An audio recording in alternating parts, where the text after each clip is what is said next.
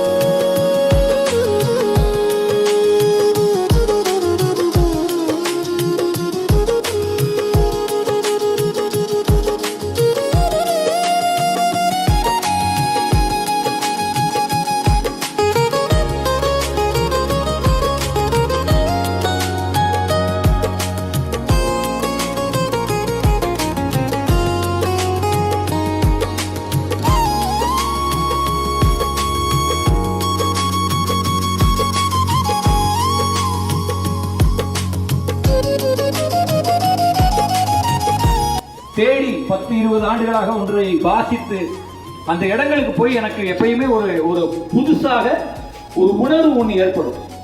அந்த உணர்வெல்லாம் தான் என் வாழ்க்கை முழுக்க நான் பயணிக்கிறேன். அந்த உணர்வை கொடுக்கக்கூடியது அத்தகைய தருணங்கள் தான். இப்ப நான் இங்கே அப்படி ஒரு தருணத்தை தான் இந்த பசுமை நடை உங்களுக்கு வழங்க காத்திருக்கிறது. இங்கிருந்து நீங்க அந்த ஒரு சின்ன கண்ணாடி தெரியுதா உங்களுக்கு? இப்ப நான் உங்களுக்கு ஒரு சின்ன வேண்டுகோள் வைக்கிறேன். உங்களில் எத்தனை பேர் நான் நிற்கும் இடத்திலிருந்து அந்த இடம் வரை கண்ணை மூடிக்கொண்டு வர தயாரா உங்க முன்னாள் வாங்க. சீரியஸாக இது உங்கள் வாழ்நாளின் நினைவாக மாறப்போகிற ஒரு விஷயம். நம்ம எல்லாம் கையை பிடிச்சிட்டு கூட போகலாம், சேர்ந்து போகலாம். சீரியஸாக நான் சொல்றேன், this moment will be a lifetime memory உங்களுக்கு. சரியா?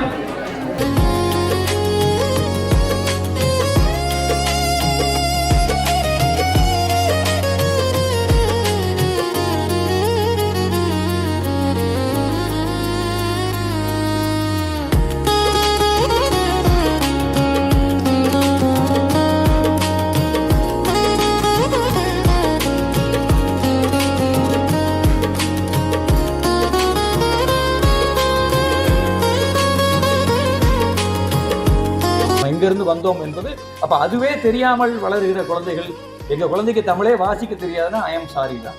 அது உங்க வேலை, நீங்க தான் அதை செய்யணும். நீங்க சோறு நெய்யெல்லாம் ஊற்றுற மாதிரி நீங்க மொழியையும் ஊற்றி வளர்க்க வேண்டியதும், நீங்கள் யார் என்று அந்த குழந்தைக்கு சொல்லி வளர்க்க வேண்டியதும் உங்களின் கடமை, நம்முடைய கூட்டு கடமை தான். ஒரு எழுத்தறிவு, அதுக்கப்புறம் ஒரு இண்டஸ்ட்ரியல் ஏரியா, தொழிற்கூடம் இருந்ததுக்கான ஒரு வாய்ப்பு இருக்கணும்.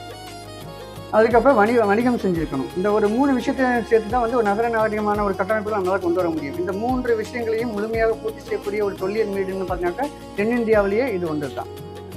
1974 இந்த சைட்டை பார்த்தாச்சு. 1974 பார்த்த ஒரு தொல்லியல் துறை ஆள் இல்லை. தொல்லியல் துறையில் ஒவ்வொரு வருஷமும் மே மாதம் ஒரு கோடைகால பயிற்சி கொடுப்போம் ஆசிரியர்களுக்கு. யார் ஆர்வம் உள்ளவங்க வந்து கலந்துக்கலாம் அப்படின்னு சொல்லி 1973 பண்ணோம். அதில் 2வது வருஷம் 74 நான் அப்போ ஆர்கியாலஜிக்கே வரல. நான் அப்போ தான் எம்ஏ படிச்சுட்டு இருக்கேன் மதுரையில்.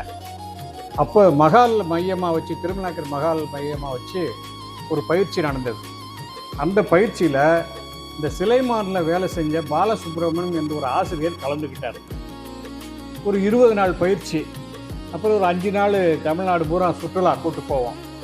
அதில் அவருக்கு ஆர்வப்பட்டு இங்கே பள்ளிக்கு வந்த உடனே மாணவர்கள்ட்ட சொல்கிறார், டே இது மாதிரி இருக்குது, நம்ம ஊரில் ஏதாவது பழமையான விஷயம் இருந்துச்சுன்னா என்கிட்ட கொடுங்க, நாம் அதை தொல்லியல் துறைக்கு அனுப்புவோம்னு சொன்ன உடனே அந்த பையங்க ஊரில் கிடைக்கிறதெல்லாம் தேடி சில ஓடுகள், மழை பெஞ்ச நேரத்தில் மண் அரிப்புனால் கிடைச்ச காசுகள்லாம் கொண்டு வந்து அவர்கிட்ட கொடுக்குறாங்க.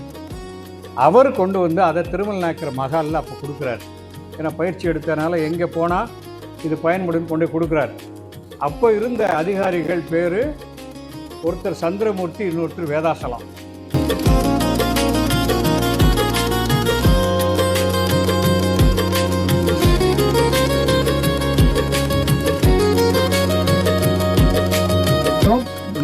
ஆண்டுகள் அவர் வாழ வேண்டும், எங்களையும் தொல்லியல் துறையையும் அவர் வழிகாட்ட வேண்டும். அவரை போன்ற மூத்தவர்களினுடைய நிழல்ல தான் இவ்வளவு வேலையும் நடைபெற்றுக் கொண்டிருக்கிறது.